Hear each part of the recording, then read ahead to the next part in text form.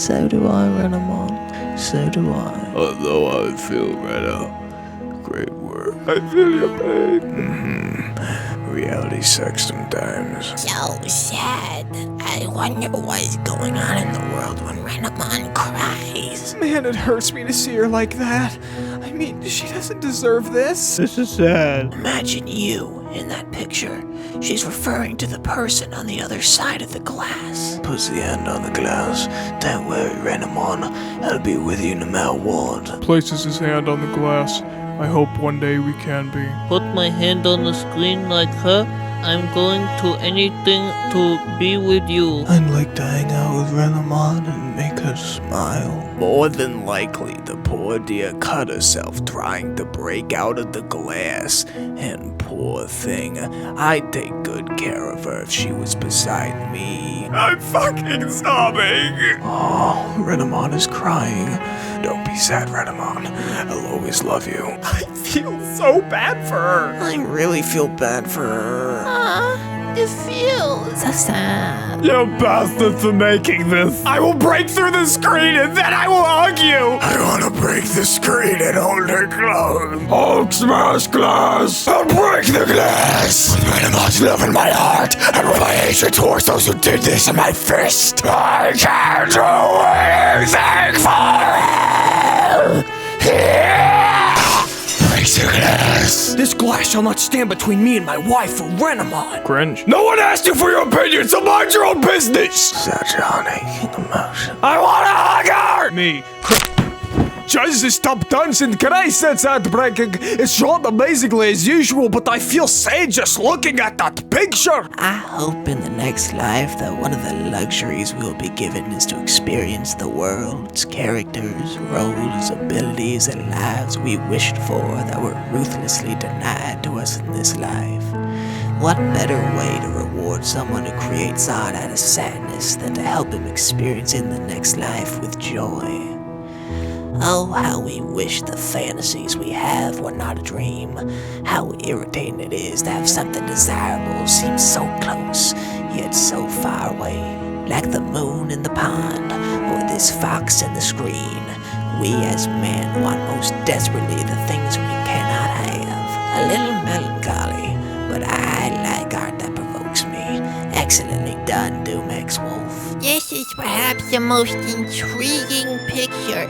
Not that your other images suck, because they're good. It makes me feel.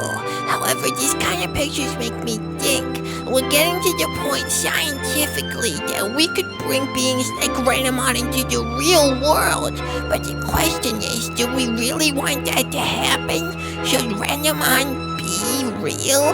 I say it's a worthwhile investment, but that's just me. Honestly, as much as I wish with every part of my being that Renamon could be real, at the same time, I hope she always remains behind the screen, as the world we live in is cruel and filled with bad people. Ones that would use and abuse her, or do endless tests to see what makes her tick being a non-human creature. In our world, she would be nothing but a target by the masses, but behind the glass she is at least safe from reality. I love Renamon so much, like anyone else, but with a mutual respect and adoration, not lust and sin. You were right. That's very likely to happen and more. However, life is cruel. No matter where or what it's in, there's always going to be fighting, ridicule, or violent death everywhere, no matter what it is. Even plants kinda do this. If you ask me, there are problems for everything, but one must prepare for them and try to solve them ultimately. In my eyes, if one allows the problems to cloud progress, they're the fools in the equations. But suit yourself, I'm only explaining myself. And hold on, are you suggesting I am lustful and full of sin for this? I never directed this comment at one person, don't worry. Just in general, it would be a bad idea to have such a beautiful creature brought into such a dirty world. All worlds are dirty, you just have to clean it up for them. But then again, that's just me. It's not the words that would hurt Renamon the most if made real, but the world itself. I wrote a little bit on this that I'll most likely add to and expand with time, but it makes good points. I want to type a response to your post here, but my computer is broken and I have a lot to say about that.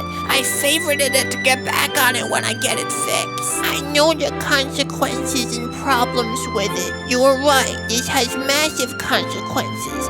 But I still want to do this, even if I do suffer. I'm not disregarding you, but it's just too much to write about here. I'll get back to you. It's not you who would suffer. You belong in this plane. But a creature like her would have huge trouble fitting in, if ever at all. Yeah, I wanted to exist too. But to make her real in a tainted world for my own happiness would be selfish. Enough of the philosophical banter for a moment. Leave a comment if you like. If she was real, I'd be in between her and the ones who want to hurt her. I'm well armed. Though in saying that, you gotta give her space to breathe and learn the world too. Though armed or not, you couldn't stop the government and such forces taking her away, sadly. As they no doubt would. I mean, come on, imagine seeing a Renamon in this world. Everyone would freak out. Don't blame them too. It would be very surreal. Though a lot will flock to her. Of course, thus I wrote a blog on this.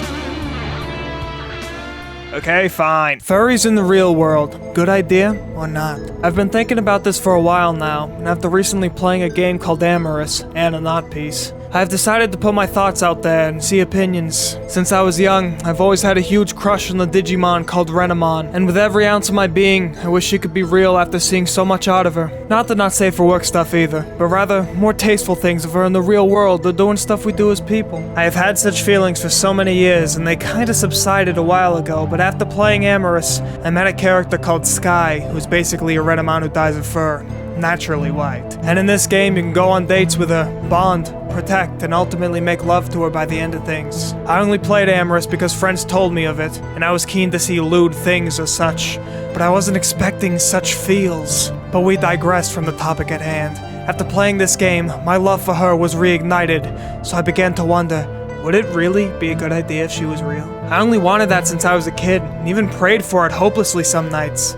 So here we are then, the crux of my argument. Is it really a good idea to have such a beautiful creature brought into a dirty world? It may seem like a nice daydream to have your favorite furry finally at your side, and depending on your intentions, could mean amazing things. So now the nitty-gritty of my thoughts. If Renamon was indeed real, where would you even keep her? This question is a little more deep than you may think. Where exactly do you keep a tall, brightly colored anthropomorphic biped creature like her? She doesn't exactly fit into the modern world with her looks and anatomy, no matter what you tried.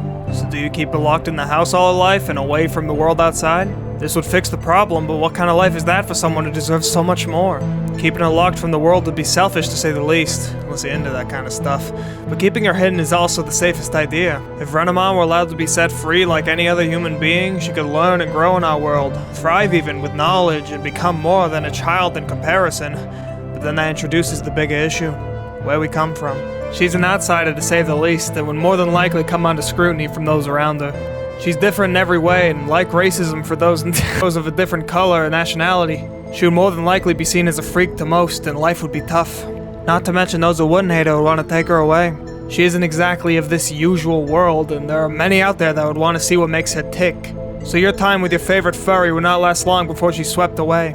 Bringing a furry into the world may seem like a good idea, but at the same time, it would be terribly selfish. They would be under constant pressure, and honestly, you would never live a normal life together. I love Renamon so very much, based on art and fanfiction. She is the basis of this blog, but I love other characters too, favorite being Celine Boha, but I would never honestly want her to be brought into the real world.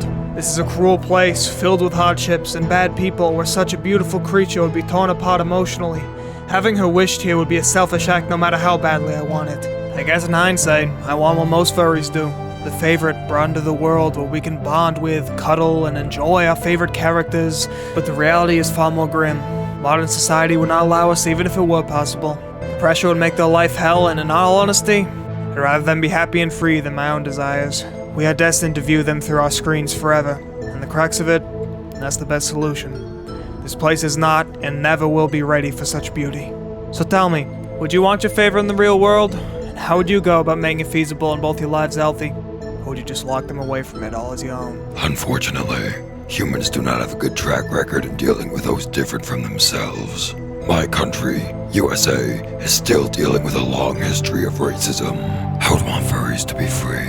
especially if they are smart enough to make their own decisions, as is generally assumed in furry art and literature. Forced to lock our desires inside ourselves. And personally, I'll do anything I can to actually become one. I must say, I agree with you. I also have a crush for Renamon. It's for some other furry females, but specifically with Rena. After I read your post, my mind began to clear. I still have a taste for XXX images, but for some reason, when I see an image in which she is desecrated, I get upset. It's like if I created my own furry female, and Rule 34 I have no mercy for her. We humans feel what we cannot understand, and to have anthropomorphic creatures like her would be a dream fulfilled, but would also carry all the problems you point, and even more.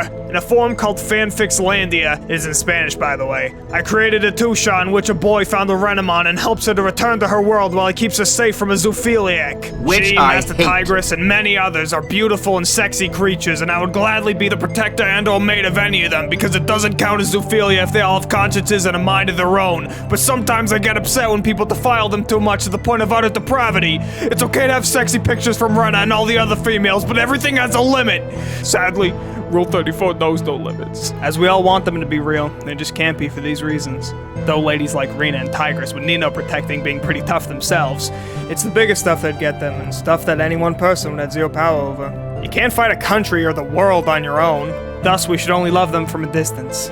I have a big thing still for Celine Boha and enjoy seeing her lewd safer work art so much, but at the same time, unlike others, seeing her in sex scenes is actually a turnoff now, and the solo sexy stuff is what really shines.